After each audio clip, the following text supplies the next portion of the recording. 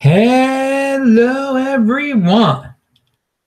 This is Adam Meister, the Bitcoin Meister, the Disrupt Meister. Welcome to the One Bitcoin Show. Today is May the 27th, 2018. Strong hand. Long-term thinking. Don't be impulsive. Deferral of gratification is a better way of saying that. All right. So yeah, I'm wearing my Blockchain Center t-shirt. Shout out to the guys in Melbourne, Australia that sent me this. I travel around with it. All right. So speaking about traveling around, I am in Bergen, Norway right now, and you can see me at the Bergen, Norway Bitcoin meetup on Tuesday at 7 p.m. I link to that below. I also link to all the events I'm going to be speaking at in Alberta, including the Bitcoin Rodeo, which starts on July the 9th and 10th. And then the 11th, I'll be in Red Deer, the 12th in Edmonton. So also, I'm BitcoinMeister on Steemit. I am TechBalt on Twitter. Follow me over there. Those are loads of fun people. Also just announced the 12th, June the 12th, which is really soon. That's a Tuesday also. I'll be speaking in Boca Raton, Florida, near Miami, South Florida. I'll be in the house. All those links are below. Always check out the links below. Unconfiscatable, guys. That's Bitcoin. And I wanted to say, check out yesterday's show when I was outside here in Bergen, Norway. I know some of you love those outside shows. It was the Beyond the Bitcoin show. Beyond Bitcoin show. I talked about real estate and Bitcoin and comparisons between the two. And I'll talk about that a little bit more today. Also, This Week at Bitcoin was great. That is linked. J.W. Weatherman man was on. We talked about Mattbot. Ken Bozak was on. And Chris Solomon was on from Be Private. All right, so let's just jump right into today then. And Alistair Milne has a great tweet out there. Shout out to all the Venezuelans and Argentines becoming the 1% in their countries via Bitcoin/crypto. And it can't be taken away. Someone added that as a comment. So yeah, there are some smart people in Venezuela and Argentina when these countries are going through some difficulties in terms of finances. They're just getting the Bitcoin and they're joining the 1%. And they're not just sitting there complaining, hating on the 1%. They're joining the 1%. You can do the same thing in your country. So don't be a hater.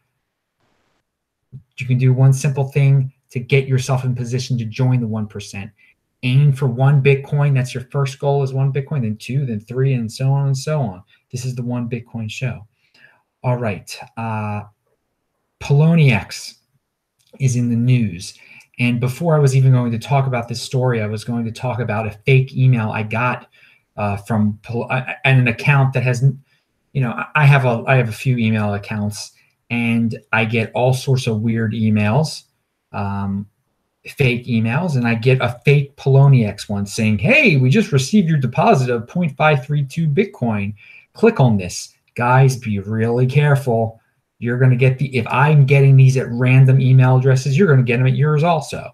So don't click on something because you think you've gotten something free at Poloniex. Oh, I don't remember doing a 0.532 Bitcoin deposit. Better check it out. No, you better not check it out, because if you don't remember depositing that much money, you didn't do it, okay? It's a trick. Don't fall for that. But then in more Poloniex news, something I just found out about, and don't even open emails like that, okay? That you know in your heart it's a completely fake email. You didn't do anything with 0.532 Bitcoin. You probably don't even have a Poloniex account. You probably don't want one now, because I linked to their press release. They're getting hot and heavy with the identity verification. I guess now the Circle owns them. We are now requiring that all legacy Poloniex accounts become verified through the latest version of our verification portal. If you have a legacy account, you will not have the ability to use Poloniex until your profile verification is complete. We are asking everyone to take action within the next 14 days. We appreciate your cooperation in this process. They don't say what happens if you don't cooperate in the next 14 days. Are they going to let you take your money off of it if you actually have money on there? If you have some dust on there or whatever? Are they going to let you take it off if you don't do anything? If they haven't blackmailed you into giving your social security number?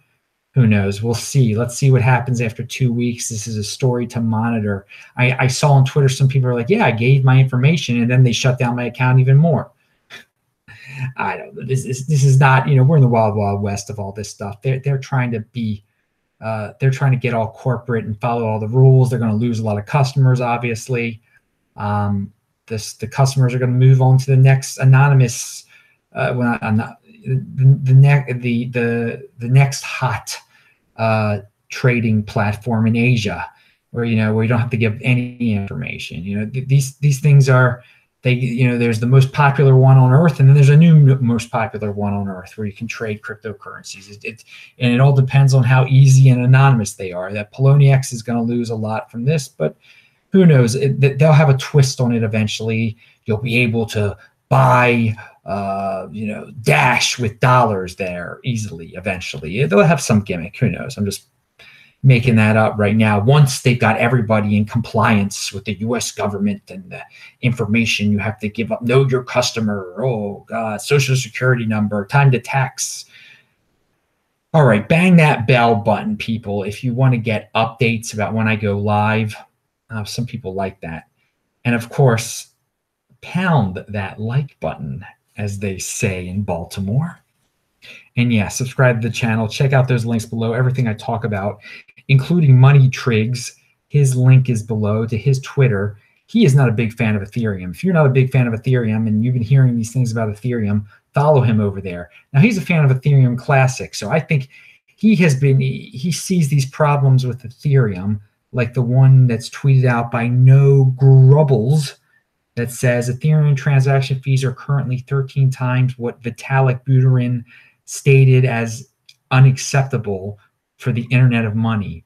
Recently, transactions fees reached 83 times that, at a staggering $4.15 per Ethereum transaction. So Money Triggs thinks that some of these ICOs that are using the Ethereum platform should move to another platform, maybe Rootstock on Bitcoin, or I'm sure he's also thinking Ethereum Classic, because you may remember Money Triggs, when he was on the This Week in Bitcoin show, gave an interesting Ethereum Classic theory. God, that was like a few months ago now, back when I was in Baltimore for some reason. Or was it last year even? I don't know. I'm losing track. I've only been in Baltimore once this year. That was during Passover. So I'll be back for Rosh Hashanah if you're missing me. And we'll talk about Baltimore in a second. All right, so Pierre Richard has a tweet. The easiest way to take someone's Bitcoin is through social engineering. Promising someone the next Bitcoin has been highly effective in that regard. Bitcoin is the next Bitcoin. Just remember that. You won't get tricked out of your Bitcoin that way. All right, Turkey. Their president calls on Turks to convert dollars and euros into lira. So yeah, their currency is falling apart in Turkey, and their president is gently suggesting that if you're hiding your dollars and your euros under your pillows, convert them into lira. Yeah, guys, that's a sign right there. It's not a good sign in terms of not getting your money confiscated. So it's time to get into Bitcoin. Your Bitcoin won't get confiscated. They can't find the Bitcoin in your house. They can't close down your Bitcoin. Well, if you have it, if you control your own private key, they can't do anything. They can shut down your bank accounts. They can raid your house for dollars. Hey man, who knows how extreme it'll get in Turkey, but that's not a good sign when the Presidente is calling on Turks to convert their dollar, the good money. He's saying, convert your good money into bad money. Well, you want the best money, and that's Bitcoin. So go the opposite direction. In terms of converting your good money into bad money, no, convert your good money into the best. So convert those dollars and euros, which are good compared to the lira, into Bitcoin. There's your sign. Become 1% in Turkey. And probably you might want to get the heck out of Turkey. Who knows? Any Turkish people want to chime in? Pound that like button. All right. Swiss bank account for your in your pocket. That's what your Trezor is, right? That's where you keep your Bitcoin. Or you can keep it in your Ledger Nano or whatever, your digital Bitbox. But here is a story that deals with Bitcoin, comparing Bitcoin to tax havens and offshore banking. And the 0.1% or the 0.01% have huge amounts of wealth offshore.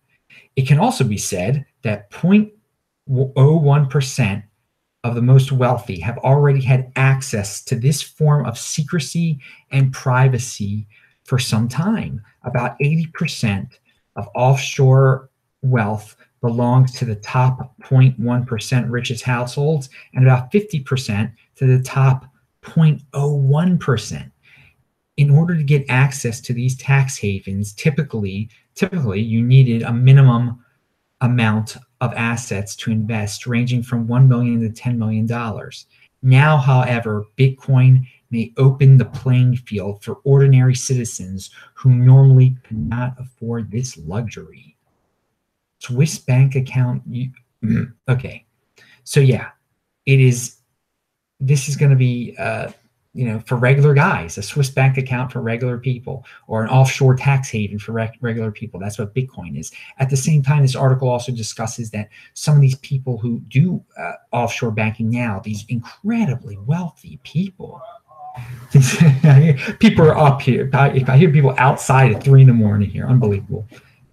Anyway, yeah, the people that are already using these tax havens, it's getting stricter. The Swiss bank accounts are giving up or information on who actually has Swiss, so it's not as anonymous as it used to be. So some of these people using tax havens are going to start moving their huge amounts of money into Bitcoin. So that's a positive for Bitcoin. But again, I'm talking to you guys out there. I know you guys aren't part of the 0.01% richest people on earth, but you can treat your money like them. You can put it in the Bitcoin and have your own little offshore bank account in your pocket. All right, so real estate versus Bitcoin. Your Bitcoin doesn't lose value based on the government making decisions like with your real estate. The government can decide, well, now we're going to put Section 8 people in your neighborhood, and your house will immediately lose value. Trust me. I've seen what's going on in Baltimore County. The government can make all sorts of decisions. They can change what school district you're in, then your house loses money. You can't pick up your house and move it to a new school district or away from Section 8 people or away from the Housing Authority of Baltimore City. The cool thing about Bitcoin, doesn't matter who your neighbor is. Your worst enemy can hold Bitcoin, and it won't matter to the value of your Bitcoin. Of your secret stash of Bitcoin. No one will even know they have Bitcoin. Your worst enemy could have it. With a piece of real estate, again, this is something you cannot move. It's something that the government can make decisions to majorly affect the value of your piece of real estate by just school districting, by who they move in. If they're moving in Section 8 people, they change the zoning. That's not going to happen to your Bitcoin. Is the complete opposite. Your worst enemy could have the Bitcoin. It's not going to affect the price, the value of your Bitcoin. And you can take that Bitcoin anywhere. If you don't feel comfortable where you are with your Bitcoin, take it somewhere else. Start a new life. You can't just take once the government puts Section 8 next to your house, you could sell your house. Sure, you can liquidate it, then pay all those taxes, and then you get less than it was worth previously. Then you have to take the cash and buy a new house for more money. It's a pain. Again, there you go. Freedom. The Bitcoin gives you the freedom. The real estate ties you down. That's not freedom. It's not freedom to move. It's not freedom to change your mind all of a sudden. If you need to, because sometimes things change quickly. Things can change real quickly. And you need that ability to move, especially if you're a single person. You should be able to. You shouldn't have a house tying you down. And Bitcoin is an asset that is not going to tie you down. Complete opposite of real estate. So I talked about some of that in yesterday's show. Again, I was outside. If you like seeing me outside and talking about real estate and comparing it to Bitcoin, but some people still don't get it. A lot of people are just entrenched in this mindset that real estate is just the ultimate goal. Getting your own house is the ultimate goal. Guys, again, I have experienced, I've bought and sold 3 different properties in my life, okay? It's not really a pretty picture, especially when you're dealing with big cities, okay? I mean, that's what I'm used to, Baltimore City. Okay, I guess some people are like, hey, I live in the middle of South Dakota. Well, probably it is different in the middle of South Dakota or something like that. But it's still, you're tied down to that property in the middle of South Dakota. I'm comparing it to Bitcoin. And I'm saying we got to get ourselves into a new mindset here when it comes to putting real estate and housing on this pedestal, that Bitcoin is at the top. It's at the top of the pyramid, not real estate. Real estate is not the American dream. It can be the American nightmare, I assure you. Go to Baltimore City. All right. So, talking about cryptocurrency and the way many people that I encounter in the Bitcoin community have a different take on it than I think most people who are getting into cryptocurrency. And this is a little scary. Well, not a little scary is the right. I think for some people it's scary, but it's just something we have to realize about 80%ers and 20%ers. Because 80%ers are going to come into cryptocurrency. They've come into cryptocurrency. Some of them think that cryptocurrency is just a way to get around initial public offerings and just a way to raise money for projects and companies. So Bitcoin to them is nothing. It's a simple non-company coin. They want to invest in companies. And keep this in mind. We may see just a huge influx of these ICO type of people again. Ethereum could get its act together. I don't know. These people probably don't care about high transaction fees on Ethereum and having their ICOs. They're people that are getting into cryptocurrency. They only know it because, hey, I can buy into this newfangled cool company using their private coin, and then the coin goes up in value, and then I flip the coin, and then they get all this, they've raised all this money for their company that they wouldn't have been able to raise any other way. And that's just the way some people see cryptocurrency. You got to get your mind around that they have no concept of what Bitcoin is or what the other coins are at all. They just see it as this ICO tool. So, that's something that I think everyone needs to consider that. And I'm saying I don't think of cryptocurrency that way at all. I think that's a messed up way of thinking about it. That's something that cryptocurrency can do, okay? But everything that I've talked about previous in this video and all my other videos, that's what Bitcoin is about. That is, freeing people. How about that? Giving people new financial opportunities, new privacy, new independence, new personal, a redefinition of personal responsibility. The ultimate money of personal responsibility is Bitcoin. You got to control your own private key. This is some heavy stuff. It's not just about a newfangled IPO. That's what and people can think of it that way if they want to, but a lot of people are getting into cryptocurrency for those reasons. Unfortunate for them. I think 80% are going to do what 80% are going to do. In the long run, it's going to help the 20%. Be a 20%er, strong hand, pound that like button. All right. What else is here? Twitter. Oh, this is from the MoneroV people. It's linked to below. The official MoneroV wallet is open source and available on github.com/MoneroV. There is no web wallet available for MoneroV. MoneroV.org is the only official website of the project. Please avoid and report phishing attempts, web wallets, or any promise of MoneroV. So be careful, people. I know there's a lot of Monero people out there that are wondering about this MoneroV thing. There is no web wallet. So if you end up with a MoneroV web wallet, they're trying to steal your Monero. I linked to a exchange, Crex24.com. that list MoneroV. I think they credited everyone. I don't know if you can deposit MoneroV there yet. They probably credited everybody that had Monero there at the time. It doesn't look like the MoneroV is trading for very much there. Less than $1 or something. I don't even know. I checked the other. I wrote this down like on Thursday and I haven't checked since. But I linked to it below so you guys can check.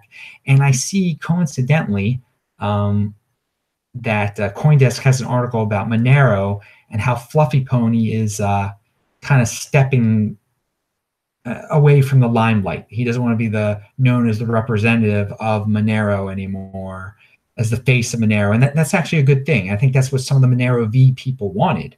They were tired of having this figurehead dude. And so I don't know if that put all these forks and pre-forks that have just happened to Monero, if that kind of got people thinking over there some more, like, maybe people are a little fed up with the way things are going. Maybe we got to become, we're supposed to be a privacy coin. We shouldn't have a target out there. So now I think they have more of a group leadership that's more anonymous, which is good. I mean, that's good that they've moved in a direction away from one figurehead. That's really good, because especially when the figurehead would say, I mean, he says what's on his mind. He calls everything a scam, and it's good. They made a good move. Or he made a good move. Whoever made the move. So good job, Monero. Here's something. I was listening to this MGTOW Money guy, and I linked to it below. And he's talking about these doom and gloomers, how they make money, how it pays to be a guru in finance, to tell people that you're right all the time, to sell these programs to people and sell your newsletter.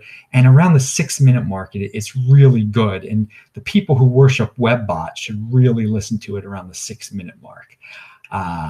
But he says pessimism is easy. Optimism seems reckless. Yeah, you see, and that's the thing. That's the mindset of most people out there. Oh, pessimism is easy. It's easy to be a pessimist. Oh, things aren't going to go well.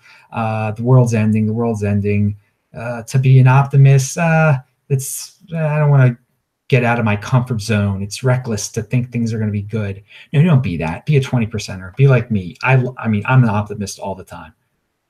Pessimism to me, I can't take it. I can't take pessimism. I can't take being around people like that who think the world's going to end, who think, prepare for it's just a terrible way to live. You make yourself sick that way. It's not healthy at all. Optimism is what it's all about. But he does make pessimism is easy. It's easier to be a pessimist. Of course, it's easier to be a pessimist. So don't take the easy route. Be an optimist. And optimism isn't reckless. It is not reckless. In the long run, it's the pessimism that's reckless, because you're going to make yourself sick. And what are you going to end up? You're going to end up in a bad situation. Alcoholic, maybe, or cancer, or drug addict. I don't know. Here we go. So Turdemeester, finally, here, last thing. He has a tweet, and I linked to it below, of course. And he says it's a moving picture. It's a video. Crypto traders versus the IRS 2017 to 18. And it shows a guy running across a bunch of porta potties and people flinging filled beer cans at him, just chucking. And so that's his way of, he found this clip out there. And he says, this is like the IRS going after the crypto traders recently. All right. So that's a fine comparison. I'm bringing it up only because this clip, I immediately recognized it. It's from the Preakness before the year 2009. Now, some of you may remember on the Beyond Bitcoin show from last week, I talked about the Preakness horse race in Baltimore, how crazy it used to be on the infield before they made everything corporate in 2009. And I bet some of you thought, oh, Adam's just exaggerating when he said there was a 30-man brawl in front of him and people were throwing filled beer cans all over the place, and people left filled beer cans all over the place. You watch this video, okay? And you Google running of the porta potties or running of the urinals. And then you listen to my story that I told, And you'll think my story was quite tame compared to the stuff that you'll see on YouTube. And it's partially because of YouTube becoming popular in the late 2000s, the first decade, that made the Preakness change their policy. So of allowing people to bring in their own beer. And once they did not allow people to bring in their own beer anymore, that did, and they made it completely corporate, and they searched you, and it's not the same. It's quite safe now, the Preakness. And, you know, some people like that. Some people like people chucking beer cans at one another. Again, when I was a youth, when I was 17 years old and 4 years before I could drink, I thought it was pretty cool to go to an event like that. All right. So just technology can change. I'm making this up right now. Technology can change a lot in the real world. And who knows what Bitcoin will do to sporting events in the future.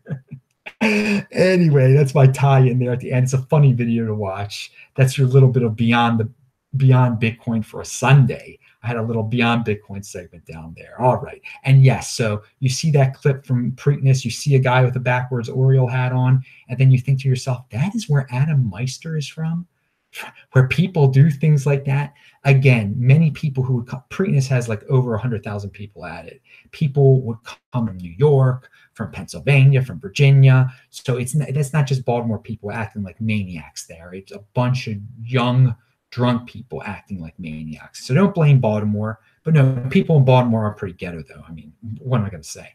All right, I'm Adam Meister, the BitcoinMeister, Disrupt Meister. Remember to subscribe to this channel, like this video, share this video, check out the notes section below. Hey, man, but I don't complain. I don't like sit there depressed saying, oh, Baltimore sucks, I'm stuck here. No, I'm in motion, baby, and that's what you got to do too. It's up to you, personal responsibility. See you later, guys. Bye.